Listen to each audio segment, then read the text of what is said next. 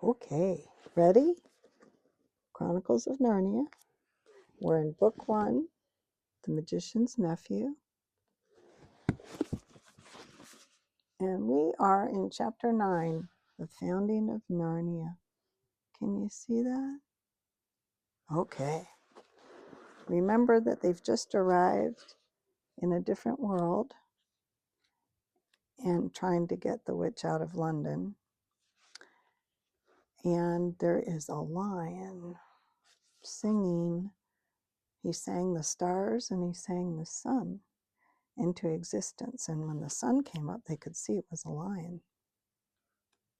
Chapter 9, The Founding of Narnia. The lion was pacing to and fro about that empty land and singing his new song.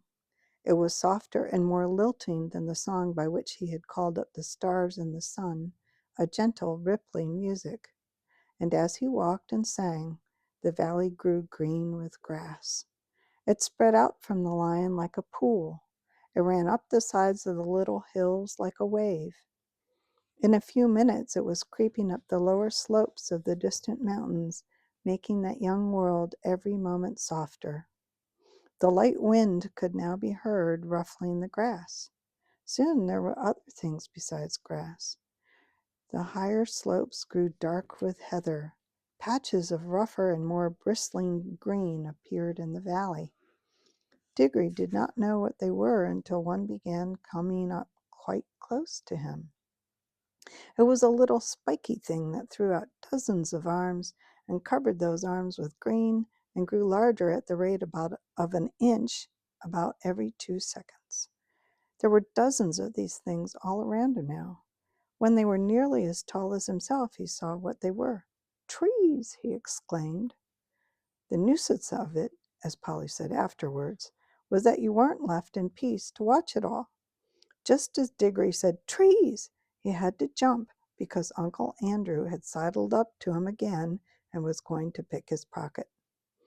It wouldn't have done Uncle Andrew much good if he had succeeded, for he was aiming at the right-hand pocket because he still thought the green rings were homeward rings, but of course Diggory didn't want to lose either. "Stop!" cried the witch. "Stand back! No, further back! If anyone goes within 10 paces of either of the children, I will knock out his brains." She was poising in her hand the iron bar that she had torn off the lamp-post, ready to throw it, and somehow no one doubted that she would be a very good shot. "So," she said, "you would steal back to your own world with the boy and leave me here." Uncle Andrew's temper at last got the better of his fears. "Yes, ma'am, I would," he said. "Most undoubtedly I would. I should be perfectly in my rights. I have been most shamefully, most abominably treated. I have done my best to show you civilities as were in my power. And what has been my reward? You have robbed, I must repeat the word, robbed, a highly respectable jeweler. You have insisted on my entertaining you to an exceedingly expensive, not to say ostentatious, lunch, though I was obliged to pawn my watch and chain in order to do so. And let me tell you, ma'am, that none of my family has ever been in the habit of frequenting pawn shops, except my cousin Edward, and he was in the yeomanry. During that indigestible meal, I am feeling the worse for it at this very moment, your behavior and your conversation attracted the most unfavorable attention of everyone present. I feel I have been publicly disgraced. I shall never be able to show my face in that restaurant again. You have assaulted the police. You have stolen. Oh, stow it, Governor. Do stow it, said the cabby. Watching and listening's the thing at present, not talking. There was certainly plenty to watch and to listen to. The tree which Diggory had noticed was now a full-grown beech, whose branches swayed gently above his head. They stood on cool green grass sprinkled with daisies and buttercups. A little way off along the river bank, willows were growing. On the other side, tangles of flowering currant, lilac, white wild rose, and rhododendron closed them in. The horse was tearing up delicious mouthfuls of new grass. All this time the lion's song and his stately prowl, to and fro, backwards and forwards, was going on. What was rather alarming was that at each turn he came a little nearer. Polly was finding the song more and more interesting because she thought she was beginning to see the connection between the music and the things that were happening. When a line of dark firs sprang up on a ridge about 100 yards away, she felt that they were connected with a series of deep, prolonged notes which the lion had sung just a second before. And when he burst into a rapid series of lighter notes, she was not surprised to see primroses suddenly appearing in every direction.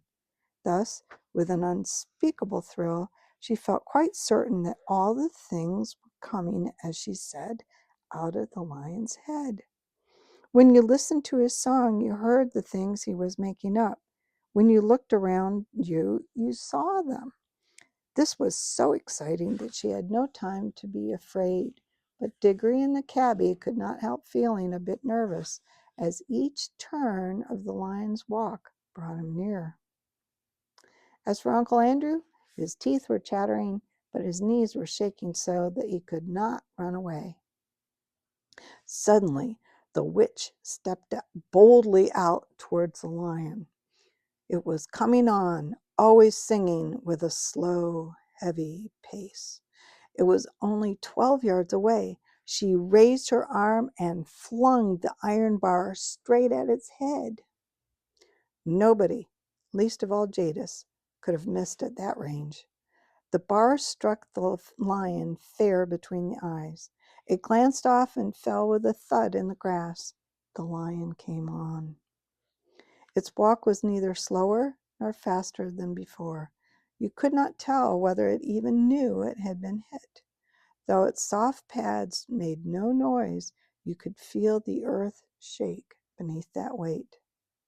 The witch shrieked and ran. In a few moments she was out of sight among the trees. Uncle Andrew turned to do likewise, tripped over a root, and fell flat on his face in a little brook that ran down to join the river. The children could not move. They were not even quite sure that they wanted to. The lion paid no attention to them. Its huge red mouth was open, but open in song, not in a snarl. They were terribly afraid it would turn back and look at them, yet in some queer way they wished it would.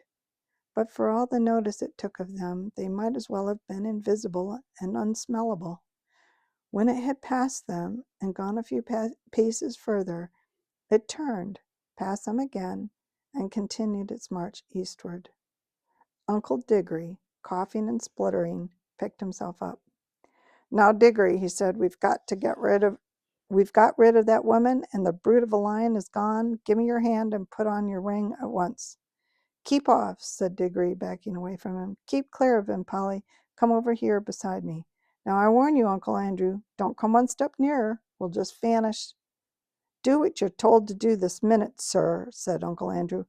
"You're an extremely disobedient, ill-behaved little boy." "No fear," said Diggory. "We want to stay and see what happens. I thought you wanted to know about other worlds. Don't you like it now you're here?" "Like it!" exclaimed Uncle Andrew. "Look at the state I'm in. And it was my best coat and waistcoat, too." He certainly was a dreadful sight by now, for of course the more dressed up you are to begin with, the worse you look after you've crawled out of a smashed hansom cab and fallen into a muddy brook. "I'm not saying," he said, that this is not a most interesting place. If I were a younger man now, perhaps I could get some lively young fellow to come here first, and one of those big game hunters. Something might be made of this country. The climate is delightful. I never felt such air. I believe it would have done me good if circumstances had been more favorable. If only we had a gun." "Guns be blowed," said the cabby. "I think I'll go and see if I can give Strawberry a rub down. That horse has more sense than some humans I could mention."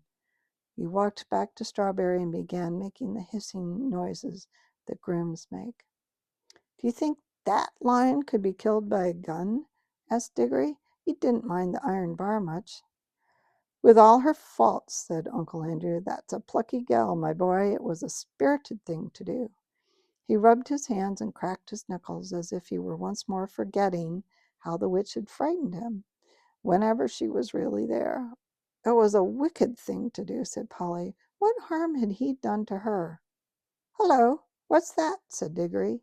He darted forward to examine something only a few yards away. I say, Polly, he called back, do come in and look. Uncle Andrew came with her, not because he wanted to see, but because he wanted to keep close to the children. There might be a chance of stealing the rings. But when he saw what Diggory was looking at, even he began to take an interest. It was a perfect little model of a lamppost, about 3 feet high, but lengthening and thickening in proportion as they watched it. In fact, it was growing just as the trees had grown.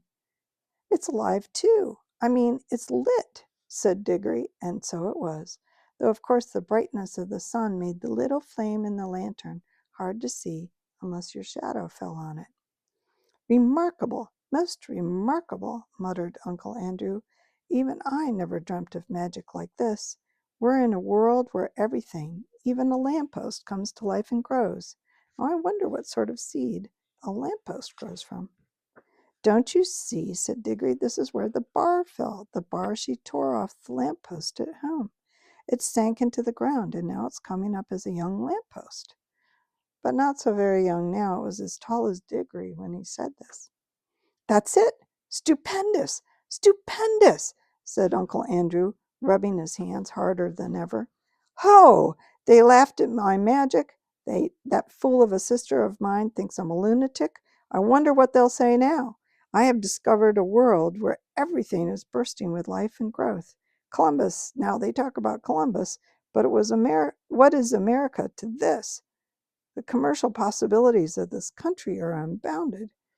Bring a few old scraps of iron here, bury 'em, and up they come. A brand new railway engines, battleships, anything you please. They'll cost nothing, and I can sell 'em at full price in England. I shall be a millionaire. And then the climate. I feel younger already. I could run it as a health resort. A good sanitarium here might be 20,000 a year. Of course, I shall have to let a few people in on the secret. The first thing is to get that brute shot. You're just like the witch, said Polly. All you think of is killing things. And then as regards oneself, Uncle Andrew continued in a happy dream, there's no knowing how long I might live if I settled here. And that's a big consideration when a fellow has turned 60. I shouldn't be surprised if I never grew a day older in this country. Stupendous! The land of youth. Oh, cried Diggory, the land of youth. Do you think it really is? For of course he remembered what Aunt Letty had said to the lady who brought the grapes, and that sweet hope rushed back upon him. Uncle Andrew, he said, do you think there's anything here that would cure Mother? What are you talking about? Said Uncle Andrew. This isn't a chemist's shop, but as I was saying, you don't care twopence about her, said Diggory savagely. I thought you might. After all, she's your sister as well as my mother. Well, no matter. I'm jolly well going to ask the lion himself if he can help me. And he turned and walked briskly away. Polly waited for a moment and then went after him. There, stop, come back. The boy's gone mad, said Uncle Andrew. He followed the children at a cautious distance behind, for he didn't want to get too far away from the green rings or too near the lion. Ooh. In a few moments, Diggory came to the edge of the wood, and there he stopped. The lion was singing still, but now the song had once more changed. It was more like what we would call a tune, but it was also far wilder. It made you want to run and jump and climb. It made you want to shout. It made you want to rush at other people and either hug them or fight them. It made Diggory hot and red in the face. It had some effect on Uncle Andrew, for Diggory could hear him saying, a spirited gal, sir, it's a pity about her temper, but a dem fine woman all the same, a dem fine woman. But what the song did to the two humans was nothing compared to what it was doing to the country. Can you imagine a stretch of grassy land bubbling like water in a pot? For that is really the best description of what was happening. In all directions it was swelling into humps.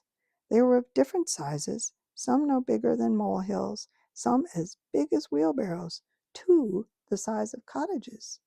And the humps moved and swelled till they burst, and the crumbled earth poured out of them, and from each hump there came out an animal. The moles came out just as you might see a mole come out in England. The dogs came out barking the moment their heads were free and struggling as you've seen them do when they're getting through a narrow hole in a hedge. The stags were the queerest to watch, for of course the antlers came up a long time before the rest of them, so at first Diggory thought that they were trees. The frogs, who all came up near the river, went straight into it with a plop plop and a loud croaking. The panthers, leopards, and things of that sort sat down at once to wash the loose earth off their hindquarters, and then stood up against the trees to sharpen their front claws. Showers of birds came out of the trees. Butterflies fluttered. Bees got to work on the flowers as if they hadn't a second to lose. Let's see now, and I lost my place. But the greatest moment of all was when the biggest hump broke out like a small earthquake, and out came the sloping back, the large wise head, and the four baggy trousered legs of an elephant. And now you could hardly hear the song of the lion. There was so much cawing, cooing, crowing, braying, neighing, baying, barking, lowing, bleating, and trumpeting. But though Diggory could no longer hear the lion, he could see it. It was so big and so bright that he could not take his eyes off of it. The other animals did not appear to be afraid of it. Indeed, at that very moment, Diggory heard the sound of hoofs from behind him. A second later, the old cab horse trotted past him and joined the other beasts. The air had apparently suited him as well as it had suited Uncle Andrew. He no longer looked like the poor old slave he had been in London. He was picking up his feet and holding his head as erect as ever. And now, for the first time, the lion was quite silent.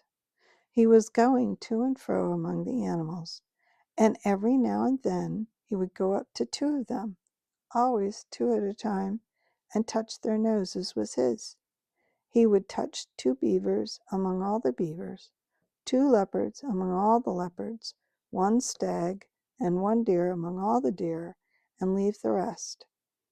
Some sorts of animals he passed over altogether, but the pairs which he touched instantly left their own kinds and followed him. At last he stood still, and all the creatures whom he touched came and stood in a wide circle around him. The others whom he had not touched began to wander away. Their noises faded gradually into the distance. The chosen beasts who remained were now utterly silent.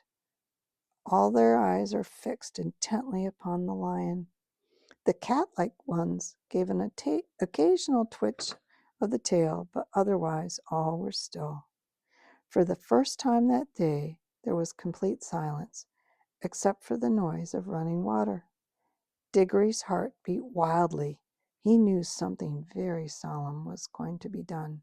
He had not forgotten about his mother, but he knew jolly well that even for her, he couldn't interrupt at a time like this. The lion, whose eyes never blinked, stared at the animals as hard as if he was going to burn them up with his mere stare, and gradually a change came over them. The smaller ones, the rabbits and moles and such alike, grew a good deal larger. The very big ones, you noticed it most with the elephants, grew a little smaller. Many animals sat up on their hind legs. Most put their heads on one side as if they were trying very hard to understand. The lion opened his mouth, but no sound came from it. He was breathing out a long, warm breath. It seemed to sway all the beasts as the wind sways a line of trees. Far overhead, from beyond the veil of blue sky which hid them, the stars sang again, a pure, cold, difficult music. And then there was a swift flash like fire, but it burnt nobody, either from the sky or from the lion itself, and every drop of blood tingled with the children's bodies, and the deepest, wildest voice they ever heard was saying, "Narnia! Narnia! Narnia! Awake! Love! Think! Speak! Be walking trees! Be talking beasts! Be divine waters." That's the end of chapter 9. Chapter 10, The First Joke and Other Matters. Until then.